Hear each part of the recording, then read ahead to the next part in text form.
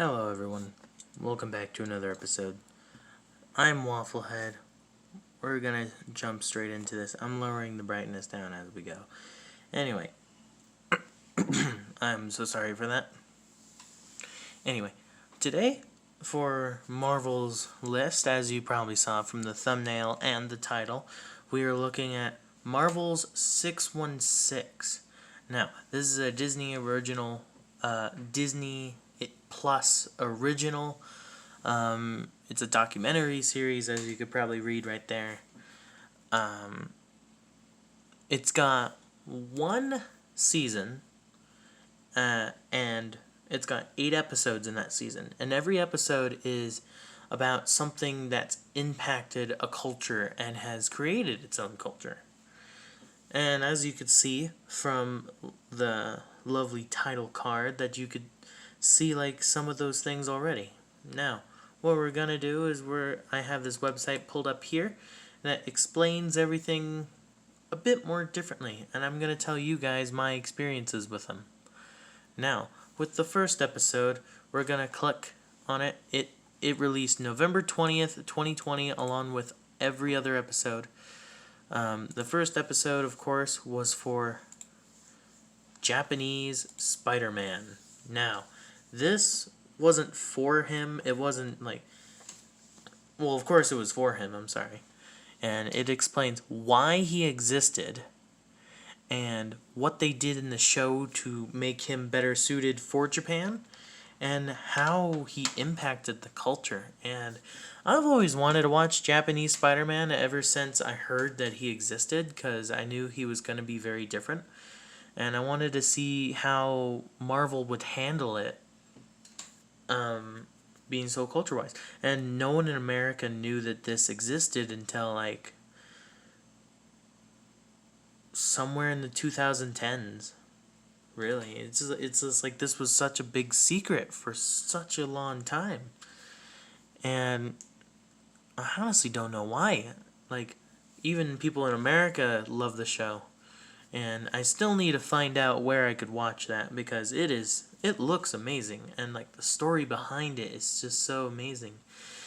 I don't really know much spoilers with the actual Spider-Man movie. Well, actually, yeah, with Ben dying, like Uncle Ben for Peter Parker, I don't think it was... I think they said it wasn't his uncle, but his actual dad, because the actor that played as Japanese Spider-Man, I forget his name, I am so sorry, but he lost his dad, and during the speech in the show of him saying what he wished he could do with his father and everything was genuine, and he said he was literally crying after that. But yeah, we're gonna move back. Marvel 616, and that's how I feel about the first episode.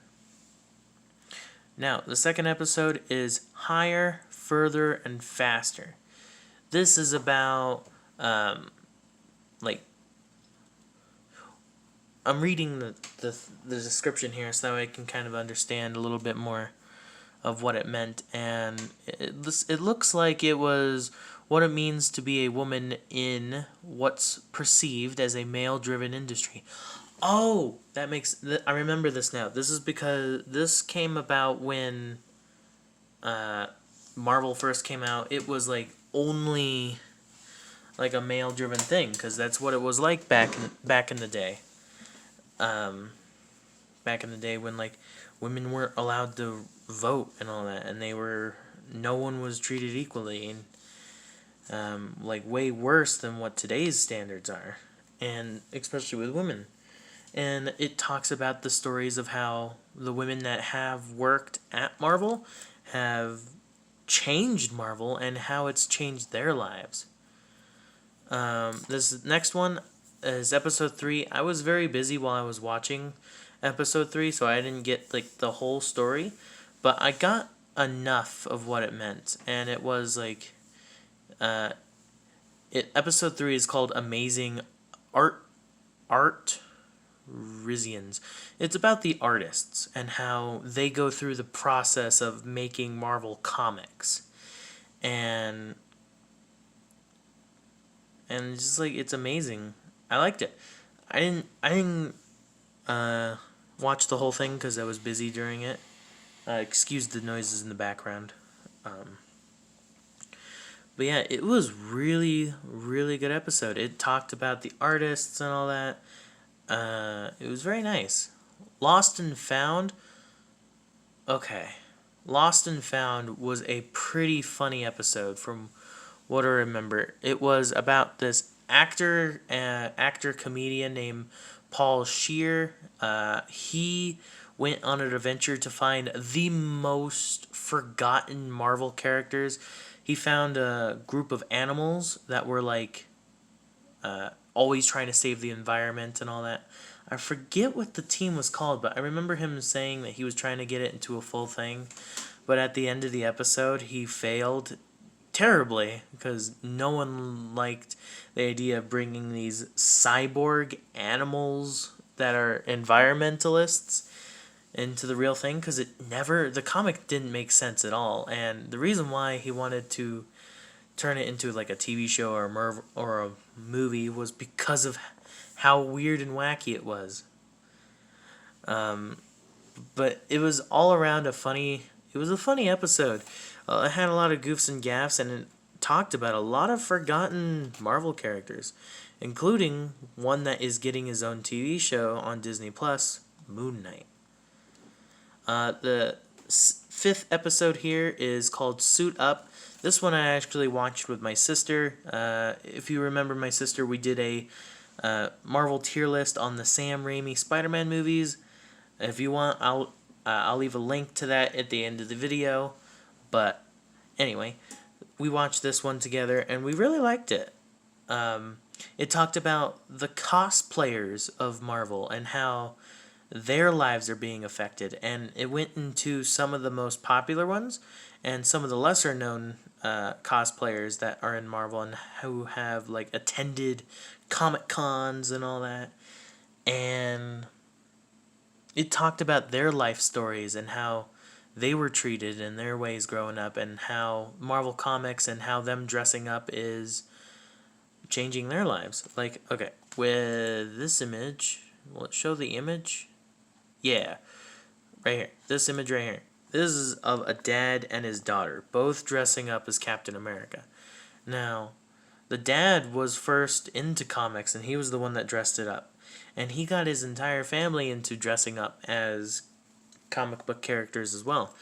His daughter was Captain America, same with him, and his wife was Peggy Carter.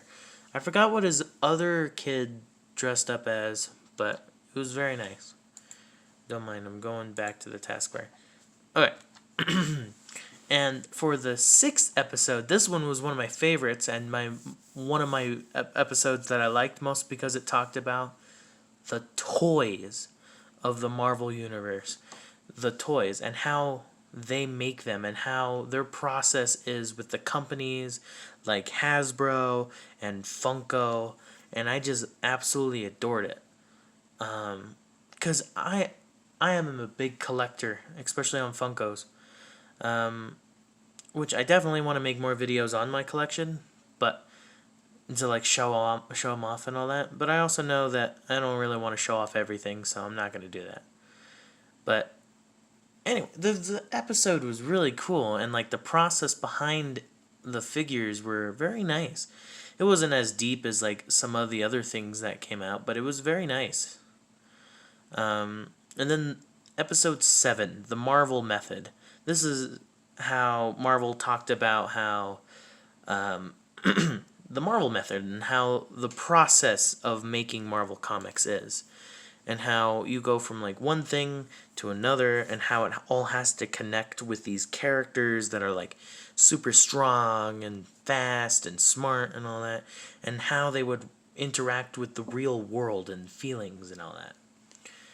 And the last episode, which I actually just watched like 10 minutes ago, is Season 1, Episode 8, Spotlight. Now this one made me tear up. Like, this one was super impactful. Spotlight is about a high school in Florida who had to do Marvel plays. as you can see, there's two characters on here, Miss Marvel and Squirrel Girl. Each one of these plays were represented in one of these characters. Squirrel Girl was for like the older classes and kids who have done that, and it talked about how this one student was struggling with being like bullied because of her size and how she couldn't sing in middle school, and how it like forced her to not like herself, and her getting the role as Squirrel Girl made her realize, oh, like a kind of chunky superhero that's like quirky and has freckles and all that could be a superhero, which was funny because that student looked almost like Squirrel Girl, and it was like amazing too. And the student that played as MODOK, he was going through a bunch of terrible things. He was giving too much pressure on himself. He has this problem where he has to perfect every line because of him having to study Bible things. I forgot what the word he used was, but... And then for Miss Marvel, the student that played as Miss Marvel during the play, she was very, very unconfident in herself and not motivated in anything until she played as this character, and then she got her confidence back, and this last episode was like the best episode. And all of these combined make this into one of the best things I've ever done. Now, you guys are probably going to hate me for doing this, but I don't care. This is my playlist. Or not playlist, my tier list. And this is the first one that's going in the best. Marvel 616 is one of the best documentary things I think I've ever watched for Marvel. And who knows, I might find a better one. But right now, 616 is the #1 best. Thank you guys for watching this video. I hope you enjoyed, and I'll see you all in the next one. I don't really know when the next one's going to come out, but we'll see. Goodbye, everyone. If you enjoyed this video, please leave a like and comment down below. If you would like to see more of my content, please subscribe and hit the notification bell. Now, I'm off to go watch more movies and TV shows. Have a great day. And don't forget, stay awesome.